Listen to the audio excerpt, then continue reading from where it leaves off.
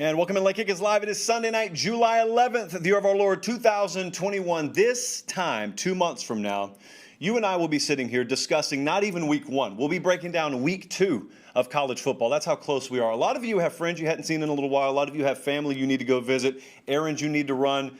You got less than 60 days to do it. That's all I'll tell you. We got a jam-packed show tonight. Thank you so much for tuning in. Show the other night did incredible numbers, which pales in comparison to what we will do in the season, but still, a lot of you, we would call them P1s in the radio world, which means they're just there all the time. We got a lot of P1s on the entire Late Kick crew here, so thank you so much. Let me tell you what we're talking about tonight, because we're going to go all over the country, and we got a lot of stuff that is, it'll look like on the surface it's narrowed down to one or two teams, but in reality it's going to affect all of you.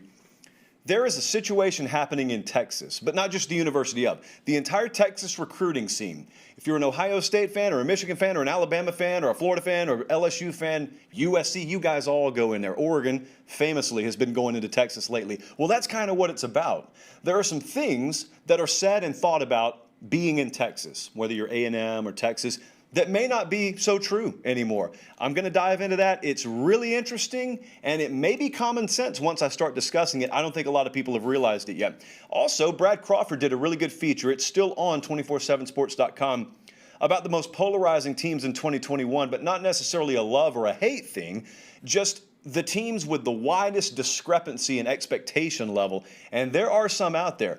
An example quickly. Do you know that some preseason publications in college football preview magazine world don't even have Florida listed in the top 25? We will discuss.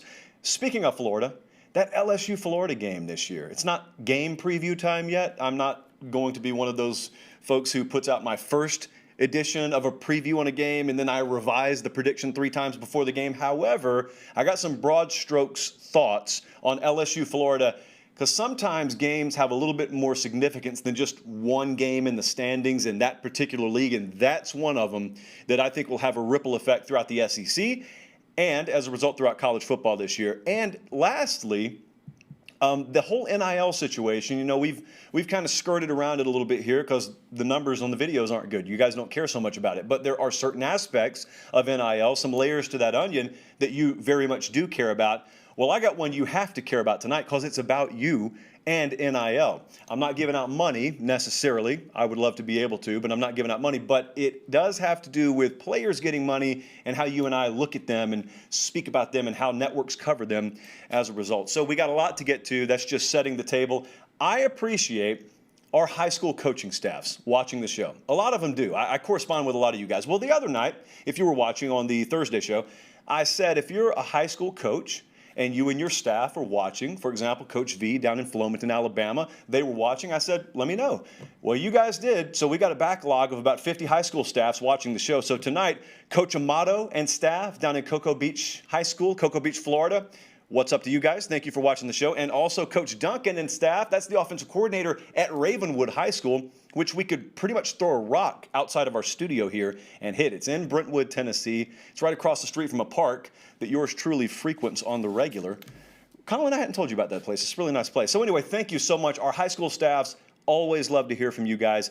The best correspondence we get, or the most validating correspondence we get, is when a high school coach or a college football coach, we've had some pro scouting types, reach out through the DMs or via email, and they tell us they love the show. It is my opinion that if we're structuring the show where it appeals to football men and women who work in the industry, then it appeals to everyone, because that means the content is smart enough and it transcends any one specific niche. So that's how we try and stack the show. So it's really validating when we hear that. So thank you so much. All right, let's dive in tonight. We got a whole lot of stuff to get to. College football's most polarizing teams in 2021. Brad Crawford, who averages about an article every 15 minutes for 247sports.com, he put out an article, it's a couple of days old now, it's still on 247sports.com though, about the most polarizing teams in 2021. Now what he's talking about here is not you love them, I hate them, you love them, not that kind of polarization, although some of these brands do fit that description too. What he's talking about, and what we're going to talk about together here, is picking those teams where if you were to line up all the predictions from across the sphere of college football media and fandom, which ones have the widest discrepancy? I got someone ranked 8th. You got that same team unranked. We're looking for those kinds of teams. Well, I got 1, 2, 3, 4, 5 of them here that Brad pointed out, and I got some thoughts on every one of them. So let's start with the Florida Gators. We got some Florida in the show tonight. This is just the beginning. How much do you value the way the 2020 season ended? Because that has a lot to do with, for better or for worse, how you're viewing Florida coming into 2021. Now, I've always been a believer that if you're going to reference any one point in a previous season, it should carry equal value to any other point. What I mean by that, for example, is if you want to look back at the Oklahoma bowl game that Florida played in, and you want to say, oh man, I hate Florida this year because of that. Well, I should just as easily be able to pick out the Georgia game from last year. What was it, 44-28? We were just talking about that, Colin. So my point is, I don't just believe in cherry picking from one point in a previous season, and I don't really go a whole lot off previous seasons in general because of how much roster and coaching staff turnover there averages out to be in college football. So every year is a new season, way more in college even than the NFL. But the polarization with Florida therein lies, because not everyone thinks like that. Everyone's free to have their own opinion. A lot of people's lasting memory and their default setting for how they view Florida in 2021 is the last thing they saw them do. Well, the last thing they saw Florida do was just puttering, really just the entire team out back behind the station wagon, pushing it over the finish line. And they ran out of gas. And if that's how you feel, that's okay. I do want to say, and this is my opinion now, I think a lot of people have badly overcorrected for Florida. You may have been sky high on them at various points of last season, and now you get mad because maybe they prove some of your predictions wrong, and so then you take it personal on them in your preseason rankings the next year. It's reasonable to expect drop-off with Florida. I'm not saying it's not. But let's be real for just a second. If I were to do the blind resume situation here, and I told you, hey, I got a division winner from the Power 5 level. They've got 2 top 10 finishes over the past 4 years. And oh, by the way, they've got top 10 to top 12 total talent roster composite per 24/7 Sports coming into this year. You're going to get them outside the top 25? That's really where you're going to rank them? No. Florida is one of the 25 best teams in America to enter the season. A lot of folks don't have them ranked there, and I'm telling you, it has a lot to do with the way they ended last season. So history has shown us that that is not the best way, that's not the best gauge to go about measuring teams, but the polarization is there with Florida. Now, up the road a little ways, what would we do? I guess we'd hop on I-95 maybe? I don't know. I'm going to North Carolina. That's where I'm going next. So North Carolina, Mack Brown, Mack Brown has a lot to do with this. There's a lot of love out there for North Carolina, and there should be. We've talked about the Tar Heels a fair amount on this show. So I love North Carolina this year. There are varying degrees of love. Of course, you rank them top 5. You love them a little more than I do. But the polarization is here. There are some people out there who are fully endorsing North Carolina this year that if you really nailed them down, could not tell you anything about North Carolina past Sam Howell, Mack Brown.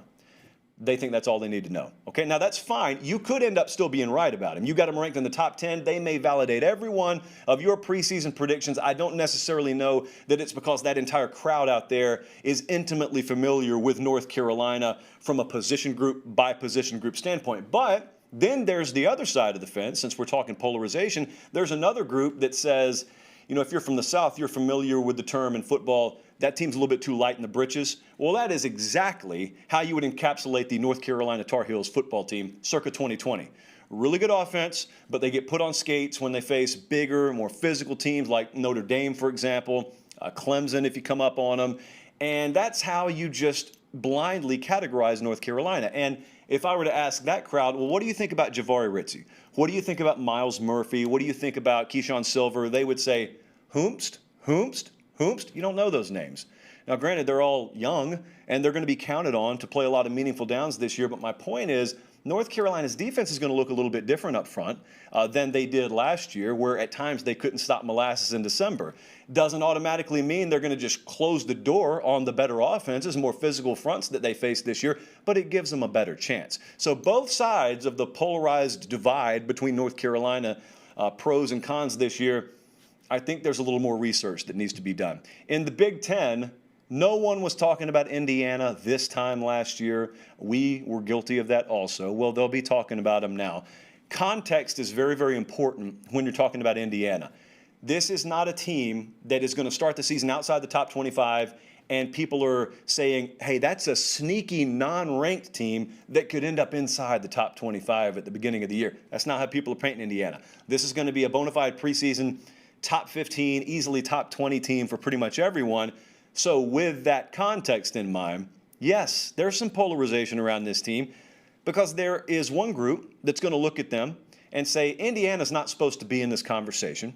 And then that'll be it. There'll probably be period right there on the end of that sentence. But if they want to go further, they'll say, well, 2020, COVID, that's kind of like saying, well, kids these days with social media, it's ambiguous on purpose. You don't really nail it down. Well, 2020 with COVID, and they ambush teams and ... there's nothing else. And so you're just kind of, you're devil's advocating for your own arguments there. Well, that could be the case, or it could be that they were just a really good team last year.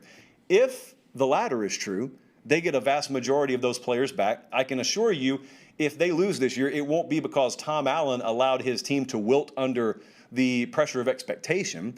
Michael Penix is the big question mark, but see, they don't think he's a question mark in Indiana. I'm referring to the quarterback there.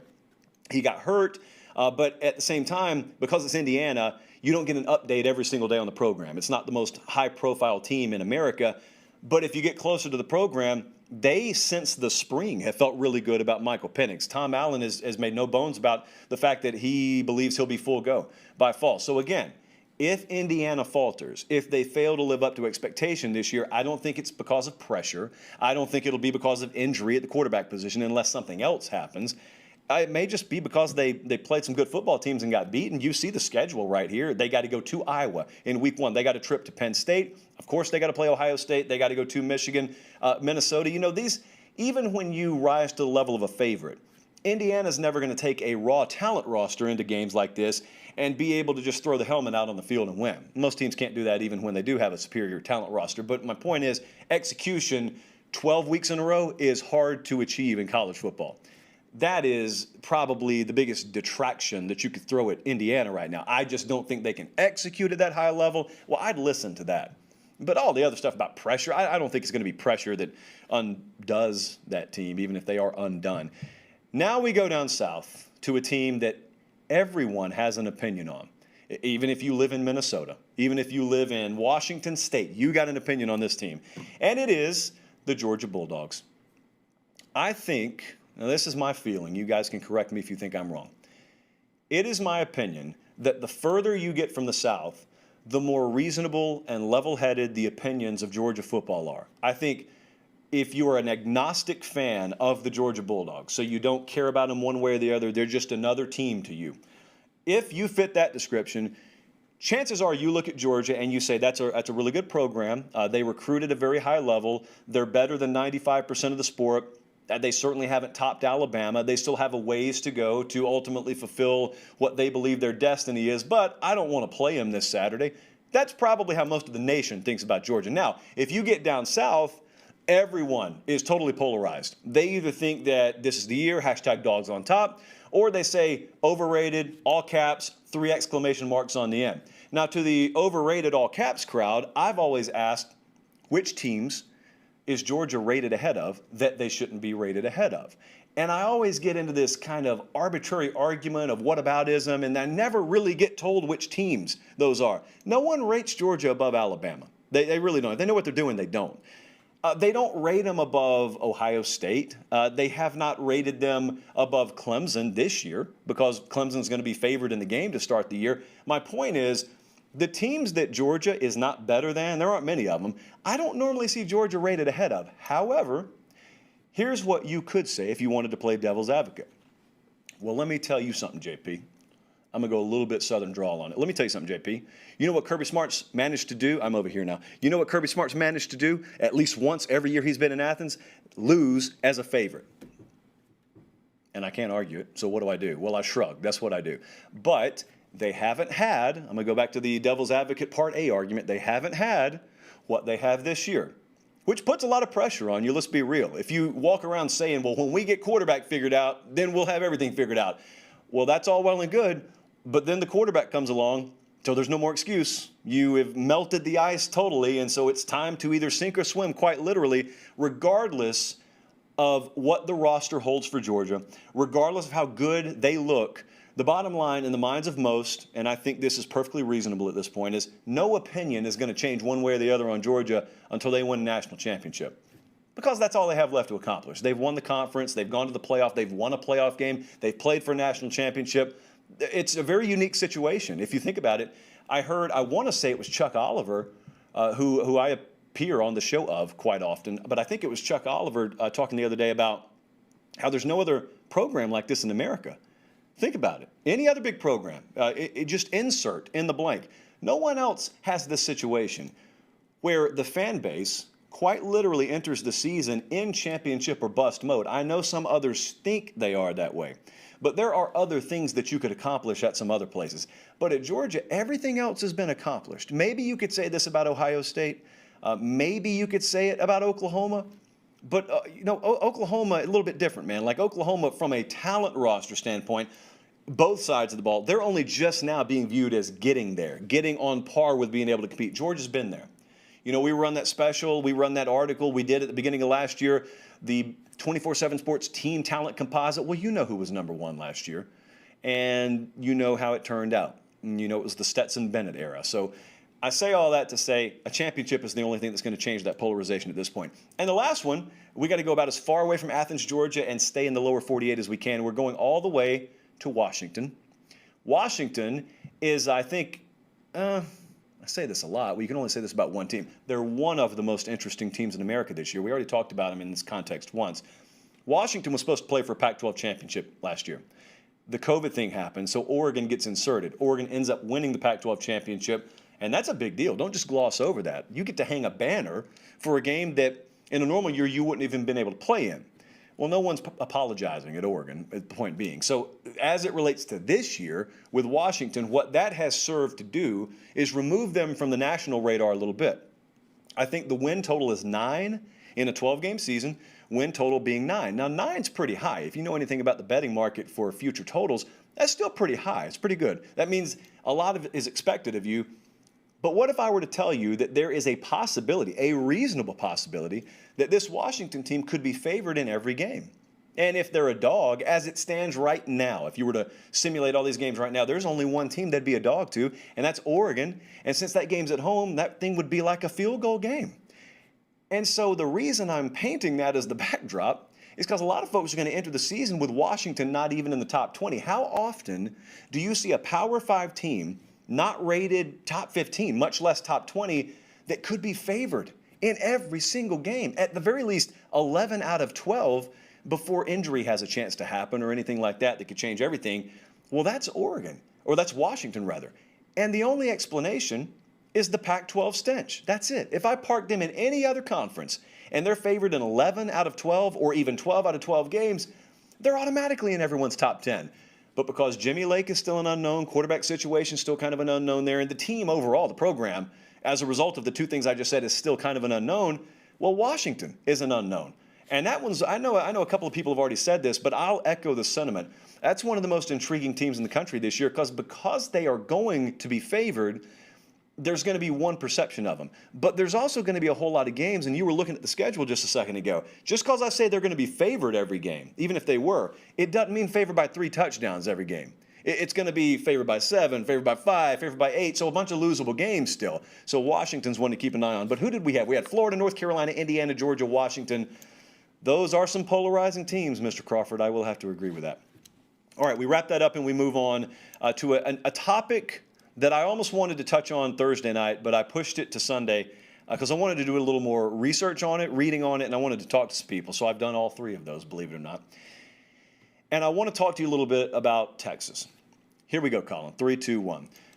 The recruiting landscape in the state of Texas, totally different. It has altered completely over the past 5, 10, 15 years to where there are a lot of perceptions that I think have long been held about residing in the Lone Star State as a program that may not hold true right now. There was a big to-do over the past week about Oregon going into the state of Texas and getting Kelvin Banks. That's a 5-star offensive tackle, not from Humble, Texas, but just from Humble, Texas. I got corrected.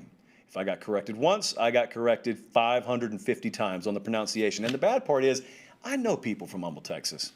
I know an elected official in Humble, Texas, but that's not what we're here for. We're here to talk about college football and the recruiting scene. Boy, it's changed in Texas. So there was this long-held assumption, many of you probably still feel this way, And that is, if you're a program, a major program in Texas, you've got this massive advantage. Why? Well, number one, money. If you're Texas or Texas A&M, yeah, you got a lot of money to play with. But the real rubber meets the road advantage that you have if you reside in the Lone Star State is all this recruiting talent. And that's true. And the follow-up to that assumption that's never stated but just implied is you've got the default advantage because all those kids want to stay in state. Do they? At one point in time they did. This is the rub. This is where the landscape has changed. So that perception, for example, with Steve Sarkisian being hired at Texas is, well, he's going to go there, he's going to run a high-octane offense. Oh, and by the way, he's going to have a lot of athletes. Why?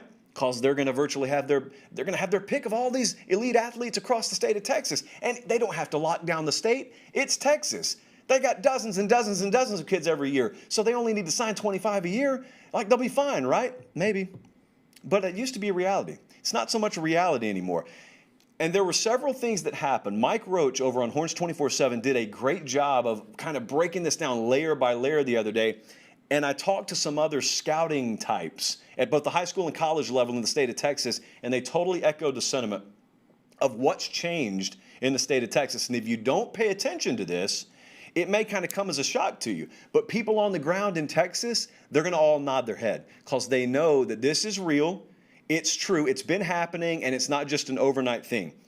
I want to take you back because it started to happen even when Tom Herman was at Texas. Mike Roach pointed all this out. You know, Tom Herman landed the number 3 class back in, I think it was 2018. Herman is at Texas. He lands the number 3 class. Okay, so that sets up that default talking point till the end of his tenure. Well, he's got all this talent. Why isn't he winning? Well, that was a separate discussion. He did have a lot of talent that he brought in, but that's where the big change started to happen. Herman signs the number 3 class, but even then, the wheels were in motion. Here's what was happening. Number one, Oklahoma was at the tail end of the Stoops era. You had the very beginning of the Lincoln Riley era, but that recruiting cycle, it was a transition for Oklahoma. So they didn't have their feet under him yet. Texas took advantage. Number two, Texas A&M was at the very tail end of the Kevin Sumlin era. Insert Jimbo Fisher. They don't have their legs under them from a recruiting standpoint. Texas takes advantage. Number three, yeah, Bama was already in the state, and Ohio State was already in Texas too. But you didn't have Clemson out there. You didn't have Oregon to deal with. You didn't have all these other contenders coming in the state. Whereas if you just fast forward 3 more years, it's a shark fest out there. It's crazy. And what's happening is now you've had some transition at Texas a couple of times to where kids that are 17 or 18 years old right now, they're not bleeding burnt orange from birth quite like they were because they've had a couple of cycles now. You know, think about their life. Their life is only 17 years old. Their cognizant life is only like 11 or 12 years old. Well, what has Texas football been for them? You know, they probably are learning to walk and talk about the time Texas is losing to Bama in that national championship game. And the rest of it, it's very, very up and down, a little more down than up. They remember the Charlie Strong era. They remember the Tom Herman era. And now you've got Steve Sarkisian in there. And my point is the impression they have of Texas a little bit different. Maybe even the impression they have of Texas A&M is a little bit different. But now every national contender views Texas the same way they've been viewing Florida. We've talked about this ad nauseum with Florida. Like the big three in Florida have long since come to the realization that Alabama's going to live down here, Clemson, Ohio State, all the big boys are going to live down here, and we're just going to have to beat them. They're not going away.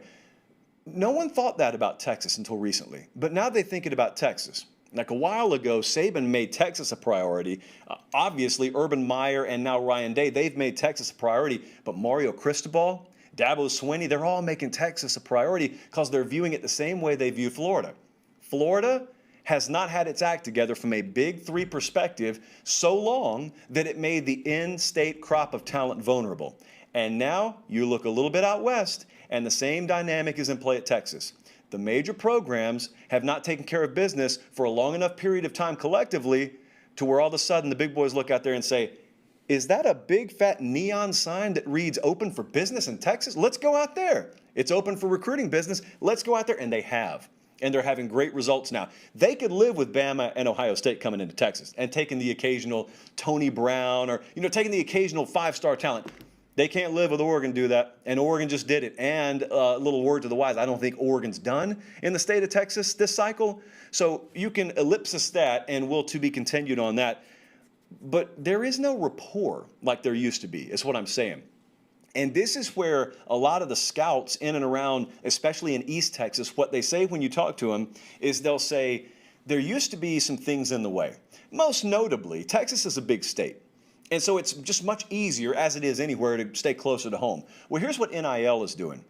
In Texas and elsewhere, but especially Texas, if you live in Houston, if you live in Dallas, if you live in Waco, if you live in Tyler, to get a little bit smaller geographically, it used to be that it was a nightmare. If you're going to go play at Oregon, do you know what travel expenses are for parents and cousins and aunts and uncles to go see you play in Oregon?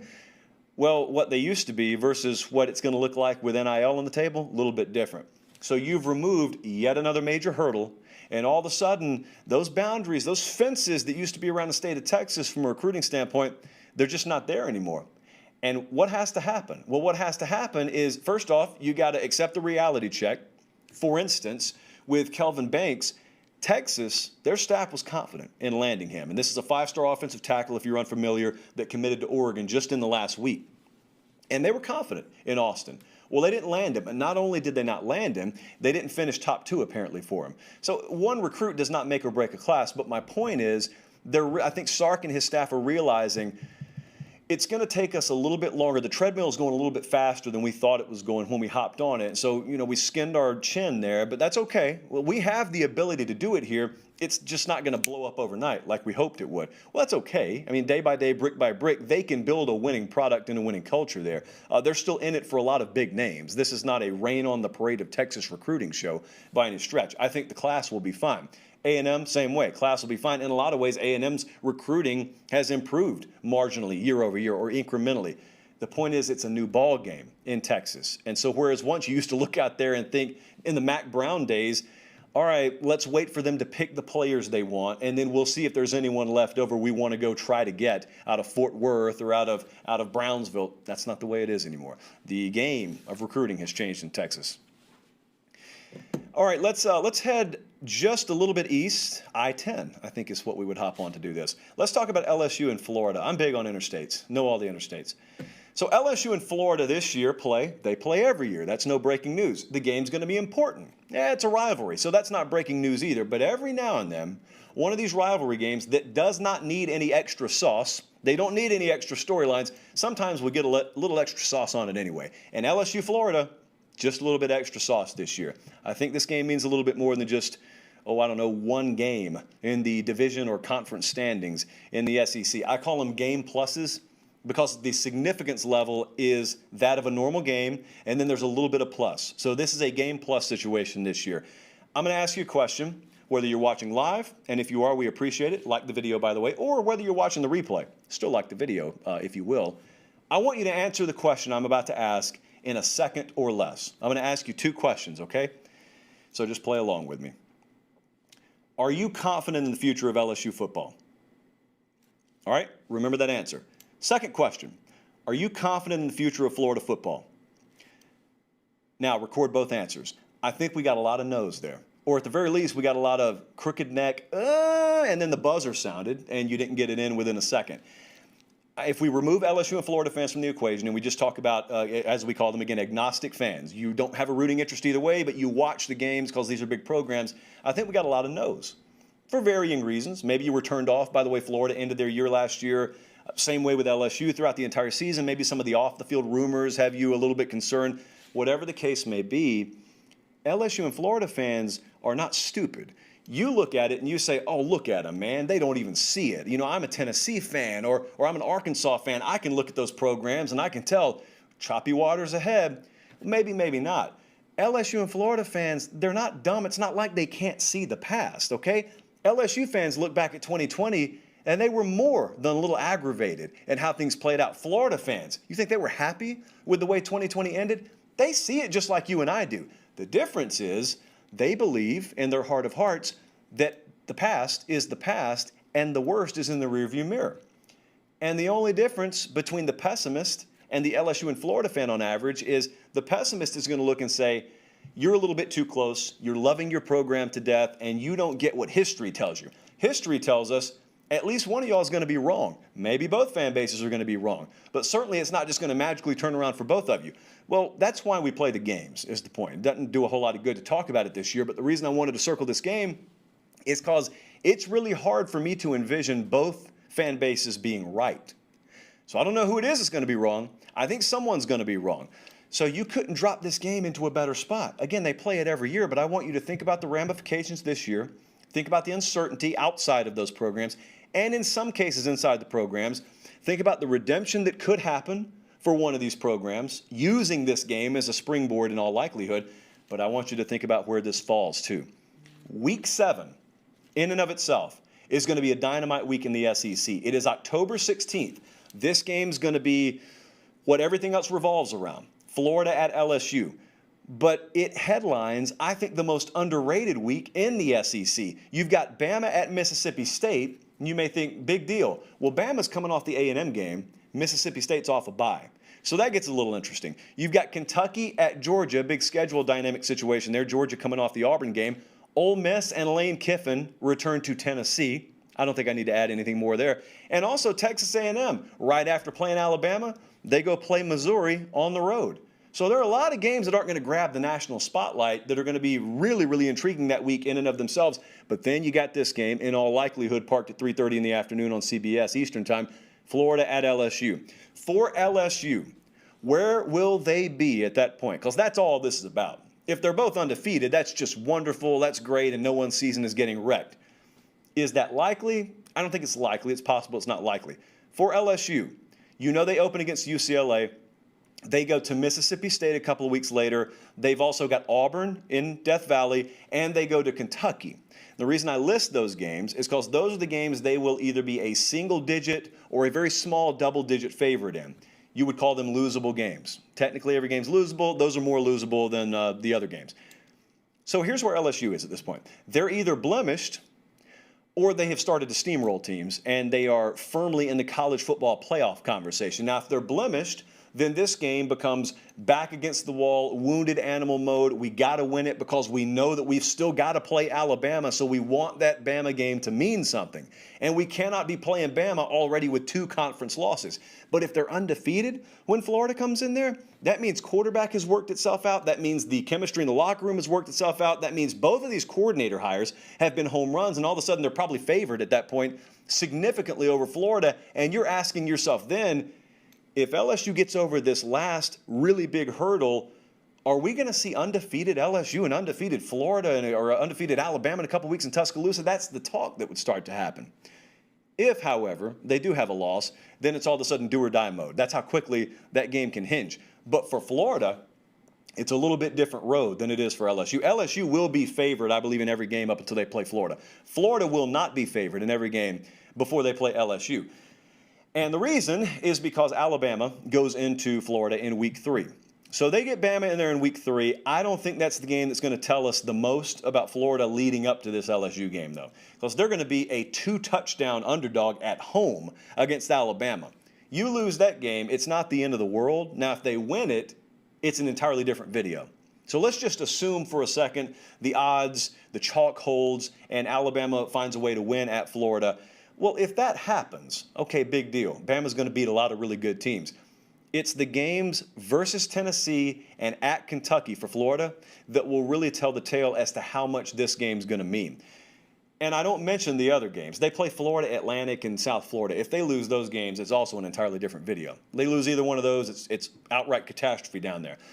But with the Tennessee game and the Kentucky game, you see the schedule here if you're watching on YouTube. Florida will be between a 14 and a 21 point favorite in both of those games. And how they perform there, maybe coming off a loss against Alabama, tells you everything you need to know this year. Because if they trip up against one of those, then we've got a surefire situation because they're already a 2-loss team minimum going into LSU where they will be an underdog, and then could be a 3-loss team by the time they play Georgia minimum. So obviously things have gone off the rails if that happens. But if they lose to Alabama, but then they pick things up and they beat Tennessee, they beat Kentucky, beat Vanderbilt, all of a sudden you go into LSU, you're a 1-loss team, and you've got a very manageable situation here. You couldn't ask for anything more. And like we said last week, if Florida finds a way to split the Bama and LSU games and they take care of business the rest of the way, then you see what lies ahead on October 30th. It would mean the East is still on the line in Jacksonville. That's what this LSU game is probably going to mean for Florida. Number one, it means a lot in and of itself because it's a big rivalry game. But number two, in all likelihood, we're finding out if the East will indeed be on the line or if Georgia has some cushion already built in before they even get on the bus and show up down there. So this is fun because some of these games just carry a story in and of themselves, but then there are other times where you have all these extra contributing factors of what you're saying or what you're thinking about coaches or teams, what happened last year. You remember this game last year. I wasn't even going to mention this. And then I was out in the, whatever we're calling that area out there, the office with Colin before the show, and he said, oh, we're talking about the shoe game tonight.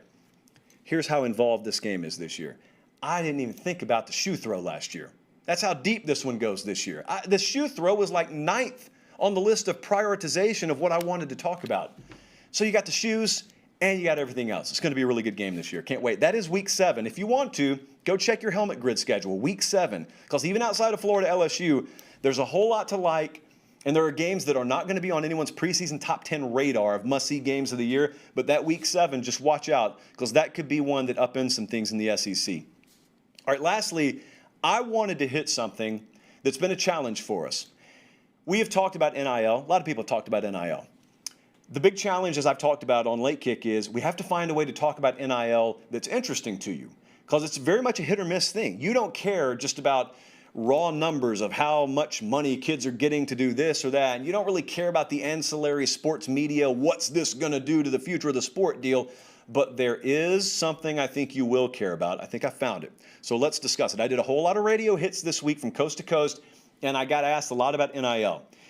And the context was normally, just as I said, what is this going to do to college football? What does it mean now that kids are getting paid? This guy makes this much. Miami's paying kids that much. No. I think that matters now. 5 years from now is what I want to talk about. Let's just say 2025, 4 years from now. In 2025, I think a lot of things that matter to people in the immediacy are not going to matter. Perfect example. Right now, it is news anytime we get a dollar figure for Spencer Rattler signing with Raising Cane's. Well, right now that matters, but that's because it's new. Down the road, I don't think it'll matter. The endorsement deal, just as a concept, is a very much novelty aspect right now. There's a lot of novelty to it. And because there's a lot of novelty to how much money a kid's getting paid to endorse fill-in-the-blank product, it really grabs attention. It's like growing up in the South. I grew up in West Central Georgia. The first time a kid sees snow in the South, it's a life-changing experience. And that's kind of the same novelty aspect, the same newness that we have all over NIL right now. Oh my goodness, we just got half a foot of snow in Harris County, Georgia. Oh my goodness, there's Bo Nix posing with a bottle of Milo's sweet tea. I'm being told Malachi Moore in Alabama, he's also posing with a bottle of Milo's sweet tea. Well, you're not going to get excited. That's not going to get clicks 5 years from now. So that is not the long-term impact of the way you're going to watch college football and view NIL. But I got a really good question in the Late Kick inbox the other day for the Late Kick Extra podcast, but I thought it belonged on the live show. So I wanted to read it. Well, I'm going to paraphrase it. It was from Thomas, frequent contributor to the show. He said, is NIL going to change the way college football is covered? Now, you hear that, and your instinct may be to dismiss it. Oh, that's just another generic question. But no, it's not, if you really think about it for a second, because it doesn't just have to do with CBS or ABC or Fox or ESPN.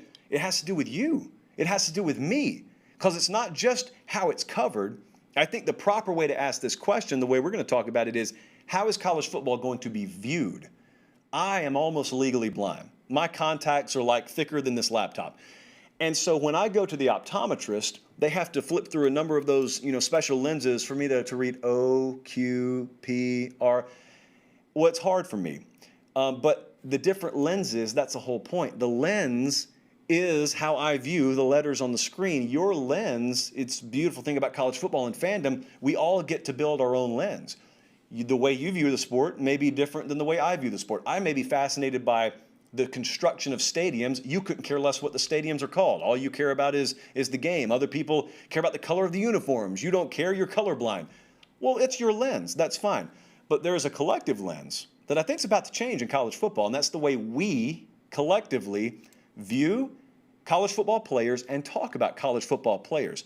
It's not going to happen overnight. In the media world, I think it's very much going to be a follow the leader mentality. So here's what I mean, and here's what Thomas is talking about. Amateurism is going away. I mean, the concept of amateurism was you're playing for love of the jersey, you're playing for the school, you'll make money at the next level in the pros, but college football, you very much play because of, your passion and your drive and your desire and your grit. Well, money has entered the equation now. It doesn't have to ruin the sport for you. It changes your lens, but it doesn't have to ruin the sport for you. But what Thomas is saying is you can't just change that variable, but keep everything else the same. And he's right. Even if he didn't mean that. I'm putting words in his mouth now. He's right.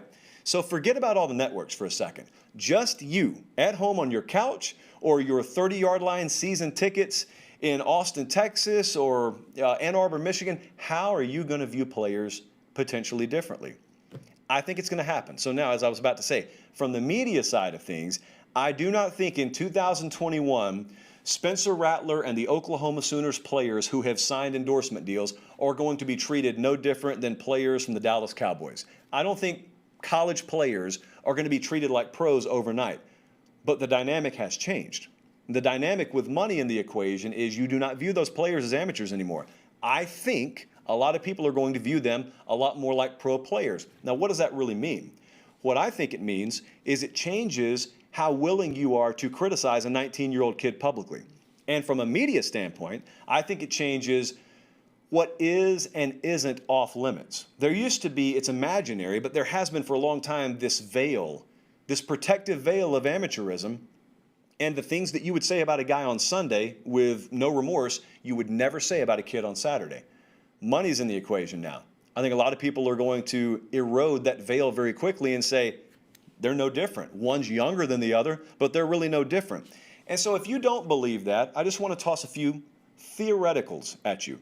Let's say the honeymoon period ends, because right now no one's played a game. So everyone's signing for X amount of dollars. It's all well and good, but you haven't seen anyone blow a game yet. So what happens, let's say your star tailback is on the hook for $600,000 worth of endorsements, and he puts the ball on the carpet twice inside the 10-yard line, and you guys lose 26-24 Saturday. How are you talking about him? You talking about him the exact same way as if you were playing for that scholarship? I don't think so. I don't think a lot of you are. And I'm talking about us in our world. I'm talking about us as fans, because I get to cross over both sides of the fence here. In our world as fans, not overnight, but eventually I think things are going to change. Also, I'll tell you another thing that I think is going to bear a lot of watching. How do kids get talked about from an injury standpoint? In the pros, the injury list coming out on Tuesday or Wednesday is everything. In college, you don't even get one half the time. Guys don't even suit up on Saturday, and you didn't even know about it. Gamblers really love that, by the way. And so what happens all of a sudden when you've heard practice reports that a guy's questionable, and then he's in street clothes Saturday? It used to be, oh, man, I wish he was playing, but oh, well, I guess he's hurt. Well, what happens, when he's making $110K? You can make all that money, but can't suit up to play. Does the tenor of your voice and your thought change? Perhaps. Also, and here's where it really is going to rub me the wrong way, because I've already had a problem with this. It's a whole sidebar. It's a whole soapbox for me. We are in Preview Magazine season now. We are rapidly approaching media days next week already in Hoover for SEC media days, ACC, Big Ten. It's all coming up. In all their infinite wisdom, they put all the media days at the same time. So the cloning efforts have not worked around here, so I can't go to all of them. But be that as it may, we're in prediction season. You look everywhere, you see a list. We hadn't put any out because I don't like them all that much, but everyone's got a list, and everyone's got rankings, and everyone's got preseason this and that, yada, yada, yada. Now, there's nothing wrong with that inherently, but the problem I've always had is there's this huge preseason prediction apparatus, and it doesn't change reality. Like if I take the 19th best quarterback in the country, and I rank him number 2, and he performs at the 19th quarterback level as he should, given his ability level, I get to call him overrated. And I get to say he choked. And I get to say he fell well short of expectation. Well, the kid was always the 19th best quarterback. Just because I said he was number 2 didn't make him capable of anything more. But the entire prediction apparatus operates that way. None of them ever look back and say, I guess my prediction kind of sucked. They look at the person or the team that didn't follow through and fulfill their prediction, and they say, they dropped the ball. What if your prediction was terrible?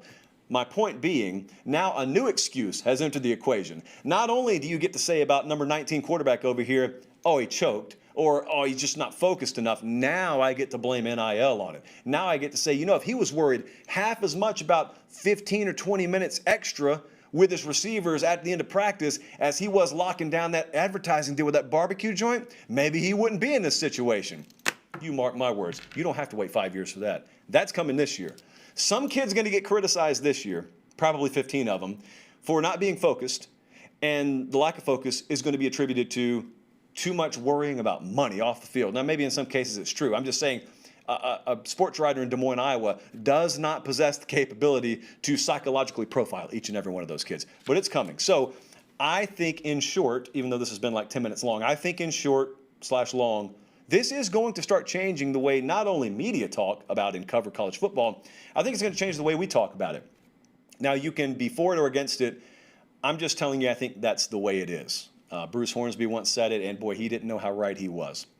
I appreciate you watching the show. Make sure you're following on Twitter and Instagram, @LateKickJosh. That's all I'll say. Things coming. So make sure you're following there. And the mystery third account that I'm not even promoting yet because we got to get it right. But if you know, you know. So thank you so much for watching. We'll be back here same time Thursday night. Also, our podcast numbers continue to go through the roof. We're up even more in July so far, and that shouldn't be possible because we were way up in June. So keep listening because we put out 2 podcasts per week in addition to the live show replays that you can only get in the podcast feed. We do not put them on YouTube. So if you miss them, they're just gone forever. They're just out there in the podcast feed. And you can listen to this thing on Apple, on Spotify, Google, wherever you listen to your podcast. The Late Kick with Josh Pate. 5-star reviews, very much appreciated. So with that in mind, we got a busy week. Cannot wait for college football season to get here. For Colin, for our entire crew down in Fort Lauderdale, I am Josh Pate. Have a great start to your week, and God bless.